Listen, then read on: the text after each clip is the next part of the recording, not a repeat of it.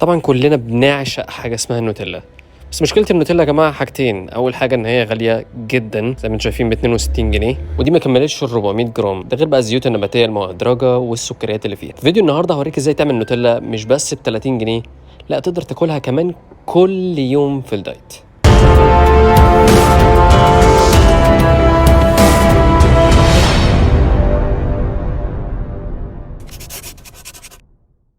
طيب هو أنا كنت باتمرّن تمرينة chest to bar كده في السخان، فقُلت قشطة ممكن أصوّر منها النُص الأخراني. كنت لعبت عالي وفلات على الأرض زي ما انتوا شفتوا طبعا في الفيديوهات اللي فاتت. كنت بحط مخدة علشان أخليها inclined وبشيل المخدة علشان ألعب الفلات. بحب ألعب التمرين دي جدا بالكيبل زي ما انتوا شايفين يا جماعة، وأنا بلعبها بقى بحب برضو أحط التنشن أكتر عن طريق إن أنا بثبت دراع وبلعب بالدراع التاني. وانت قاعد بقى بالمنظر اللي انتوا شايفينه قدامكم ده ما بيدينيش القدرة على التشيتنج او على اني اتمرجح لقدام ولورا، فبقدر اركز اكتر على التشست، وبالتالي طبعا الالياف العضلية بيحصل فيها تقطيع بجانب البالكينج اللي انا بعمله، فببني الياف عضلية اكتر. في التمرين اللي بعد كده بقى بحب العب على الانر تشست او الصدر الداخلي زي ما انتوا شايفين، بلزق الدمبلين جوه بعض كده وبطلع وبنزل، وبعدين بعمل فيها سوبر ست مع الفلاي او التفاتيح.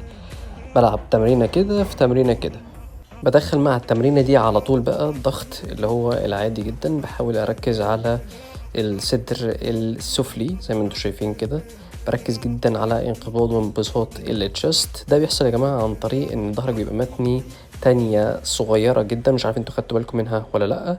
وبعد كده بلعب على السايدز، السايد اليمين والسايد الشمال. بتحط تنشن جامد جدا على السايد اليمين والسايد الشمال، والتمرينة دي بتنفع لو حد ما عندوش سيمتري او عنده بيعاني من مشكلة الاسيمتري ان عضلة مش زي التانية. دي بقى اخر ست للتمرينة بالكيبل او بالرابر باند. بحب يا جماعة اوصل لحاجة اسمها الفيلير ده ان انت حرفيا ما تبقاش قادر ان انت تلعب عدة واحدة بعد اخر عدة، اللي هو بتجيب الماكسيمم effort اللي هو انت حرفيا بتموت بعدها. فده بيتعمل عن طريق حاجتين، يا اما انت بتزود الحمل عن طريق الرابر باند اللي عندك، ممكن تزود رابر باند تاني، او ممكن تزود الطارات، او ممكن بقى تعمل ميكس ما بين الاتنين، تحط شوية طارات على شوية دنابل، فبيعملوا احلى ميكس حرفيا. طبعا زي ما انتم شايفين لازم نوري ان الصرف باين بالصلاة على النبي. نفضل نكمل التمرينة دي للاخر، سكويز. طبعا عايز اقول لكم على الكربوهيدرات يا جماعه ان الواحد بياكلها الحمد لله الواحد حاسس ان هو فيه طاقه جدا، كان الواحد ما كانش بيتمرن قبل كده. هنلضم بقى معاها على طول بايسبس بالانبوبه زي ما انتم شايفين، وهنحاول نعمل التلاتة جريب او التلات مسكات، المسكه اللي هي النيوترال او اللي هي المعتدله، والضيقه والواسعه. وزي ما انتم عارفين يا جماعه كل ما بتضيق ايدك لجوه كل ما بتجيب البايسبس الخارجيه، والعكس صحيح، كل ما توسع ايديك قوي اللي بره كل لما بتجيب البايسبس الداخليه والبيك او الراس بتاعت البايسبس. دي الماسكه الواسعه اللي بتجيب البايسبس الداخليه زي ما انتم شايفين.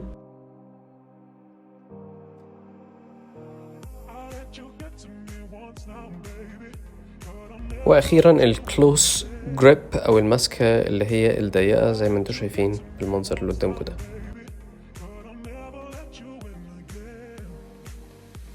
طبعا العصاية اللي انا مدخلها في الانبوبة دي بالصلاة على النبي كانت بتاعت ستارة قديمة. فانت حرفيا بتلاقي اي ورك اراوند يا جماعة علشان تمشي نفسك بيه.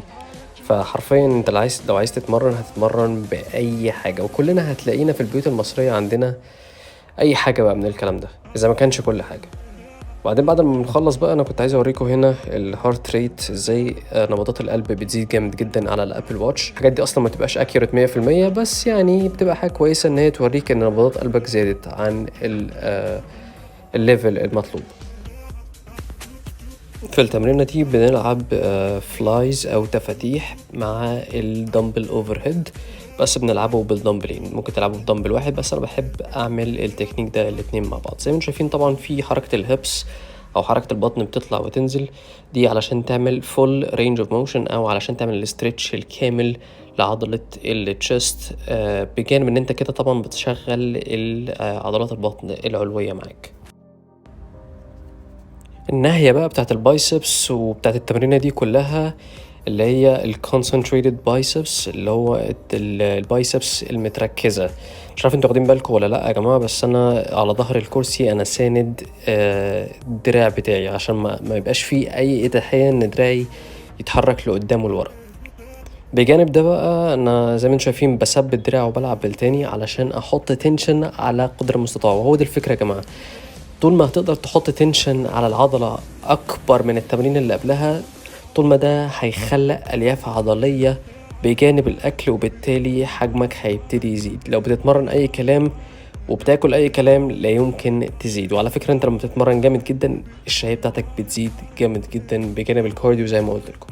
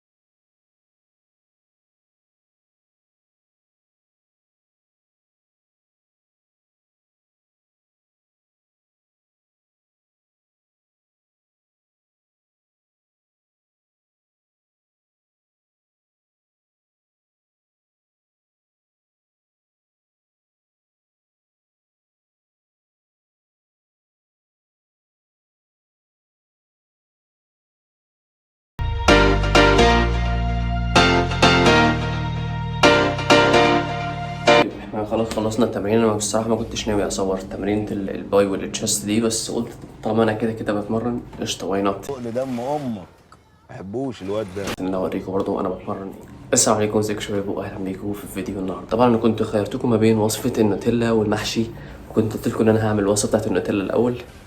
الناس ما عجبهاش ده بس انا اوريدي كنت جهزت الحاجه بتاعت النوتيلا، فان شاء الله النهارده هنعمل وصفه النوتيلا مع بعض. بس يا ريت لو اول مره تشوفني تشترك في القناه وتفعل زر الجرس عشان اول ما انزل فيديو يوصلك اشعار ان نزلت فيديو، وتدينا لايك بقى عشان دي نوتيلا. فمين في الدنيا ما بيحبش النوتيلا طيب بسم الله. عندنا اول حاجه 150 جرام هيزل نات او بندق، هتشتريهم نيين وهتحمصهم على الطاسه زي ما انت شايف عشان يديك فليفر حلو جدا. ده ال 150 جرام. عندنا بعد كده يا سيدي اوبشنال 2 سكوب بروتين شوكولاته، فانيلا اكستراكت او الفانيلا السايله عشان دي بتبقى اقوى، طعمها بيبقى اقوى من البودره. عندنا سويتنر، وعندنا بعد كده 30 جرام كاكاو خام. كل ما طعم الكاكاو يبقى احسن. طبعا كلكم هتسالوني وهتقولوا لي دلوقتي طب اللي ما عندوش بروتين باودر عادي؟ اللي ما عندوش بروتين باودر يا جماعه ممكن ما يستخدمش اي بروتين باودر، ده مجرد فيلينج بس. هي اصلا كده كده النيوتريشن فاكتس بتاعتها هتبقى تحفه احسن مليون مره من النوتيلا اللي انت تشتريها بره. هنحتاج هنا برضو ميكسر او فود بروسيسور او خلاط او اي حاجه قويه، وانا مش عارف ازاي اركبها. بعد لما بتركبها هتبتدي ببساطه تحط البندق وتطحنه لحد لما يبقى زبده. ونصيحه يا جماعه، لو ما بقاش زبده وحبب معاكم بس انزل عليه بشويه ميه وما تخافش، شويه ميه صغيرين جدا هيحولوا البودره ديت الى زبده. نزلنا بال 150 جرام بندق، وبعدين هنبتدي نشغل الفود بروسيسور ده على السرعة الواطية، وبعدين هنبتدي تدريجيا نزود السرعة. بصوا ده شكل البندق بعد لما طحناه شوية. يا لهوي يا جدعان على ريحته تحفة بجد، حتى لو هو بايت ومش طازة فانت لما بتسخنه على النار او لما تعمله روستنج على النار بيبقى ريحته تحفة. نصيحة بقى كل شوية كده تنزل على الحيطان ده بالمعلقة، وبعد كده تبتدي تضربه مرة كمان. في المرحلة دي أنا كنت زودت شوية مية صغيرين زي ما انتم شايفين، بدأ يكتل وبدأ يمسك في بعض. بعد كده بقى هننزل بكل حاجة، الكاكاو 30 جرام، السويتنر، الفانيلا، وفي الآخر خالص هنخلي البروتين باودر ده للآخر. في المرحلة دي بقى هننزل بالبروتين باودر 2 سكوب بالشكل اللي قدامكم ده، وبعدين هنبتدي نضرب. لو لقيتوا القوام بتاعكم متماسك جدا انزلوا بشويه ميه، وبعدين كالعاده حاولوا تنضفوا الجوانب كده عشان زي ما انتوا عارفين البروتين باودر بيكتل، فتحاولوا تنضفوا الجوانب كويس علشان كله يجات ميكست في البول اللي قدامكم دي. بصوا القوام يا جماعه عامل ازاي، انا عايز اقول لكم كمان لما هتدخل التلاجة هتتقل اكتر من كده مليون مرة. كل ما تسيبها في التلاجة اكتر كل ما هتبقى اتقل واتقل. لسه بقى اللغوصة جاية، هتلاقوا فيه لغاويس. فلو انت بتتقرف يا معلم دلوقتي بالصلاة على النبي كده اتكل على الله واقفل الفيديو. طبعا كلكم فاكرين البرطمانة اللذيذة دي. هنبتدي نوزن النوتيلا علشان نعرف هتطلع لنا الكمية قد ايه. بصوا بقى اللغاويس، هتطلع في الاخر خالص حوالي 450 جرام نوتيلا صافي. طيب بصوا الكمية 445 جرام. هروح طبعا اغسل ايدي بقى عشان ايه انضف الزروطة دي. طيب انا ما عنديش توستر فعملت حمصت شوية توست في الفرن وانا اقطع عليهم شوية موز بقى. يعني مش هحرق لكم بقى الجمال والحلاوة واللذاذة والطعم. بصوا البرطمان عامل ازاي، بصوا يا جدعان، بصوا القوام بتاعها عامل ازاي. على رأي مذيع قناة الحلبة اقسم بالله يا دلع دلع هتبوم بالعيد وولع. واد اهو، يا نهار ابيض يا دلع دلع هتبوم بالعيد وولع. يا جدعان ريحتها بجد اقسم بالله مش ممكن. هنبتدي بقى نعمل ايه.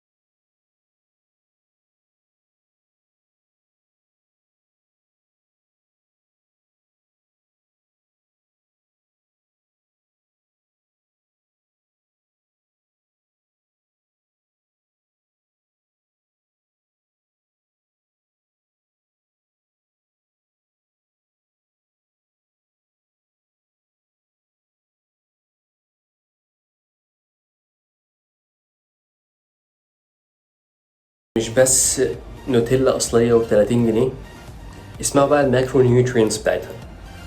لكل 20 جرام اللي هي التيبل سبون اللي هي الوان سيرفينج، لو قارنت دي بقى بالنوتيلا هحاول اجيب لكم النيوتريشن بتاع النوتيلا ونقارن ما بينهم. دي كده بالصلاه على النبي بقى مستعد. بجانب طبعا ان هي ما فيهاش اي زيوت مهدرجه ولا الكلام ولا السكريات ولا الكلام الفاكس ده. 60 سعر حراري بس، 3.5 جرام بروتين، 2.4 كارب، 4.6 فات. انتوا متخيلين يا جماعه؟ متخيل ان ال 150 جرام هيزل نت او اللي هو البندق ب30 جنيه؟ الكميه دي هتطلع لك 450 جرام. انت بص شايف دي اصلا قد ايه؟ دي بيتشال فيها كيلو عسل. الكميه كلها بقى اللي هي 450 جرام، 1340 كالوري، 80 بروتين، 54 كارب، 103 فات. دي الكميه كلها. فلو ما شفتش الفيديو بتاع ازاي تقرا الجدول او النيوتريشن ليبل هظهره لكم برضو على الشاشه من فوق. وبس كده يا رب يا جماعه الفيديو بتاع النهارده يكون عجبكم، وهو وش هيكون عجبكم ان شاء الله، لان مين ما يحبش النوتيلا والنوتيلا الاصليه كمان. فلو عجبكم الفيديو ما تنسوش تعملوا لايك، تكومنت اي حاجه من تحت علشان تساعدوني وتساعدوا القناه ان هي تكبر وتوصل لناس اكتر. اللي عايز يشتري ملابس رياضيه زي التيشيرت التحفه ده ممكن يستخدم كود الخصم ماجد 10 ماجد 10 في الديسكربشن بوكس عشان ياخد 10% خصم. اللي عايز ياخد على ماي بروتين في برضه خصم up to 20% لحد 20% في الديسكربشن بوكس. واخيرا اللي عايز يتابع معايا اونلاين يبعت لي رساله على الانستجرام. شكرا يا شباب، ان شاء الله اشوفكم الفيديوهات الجايه.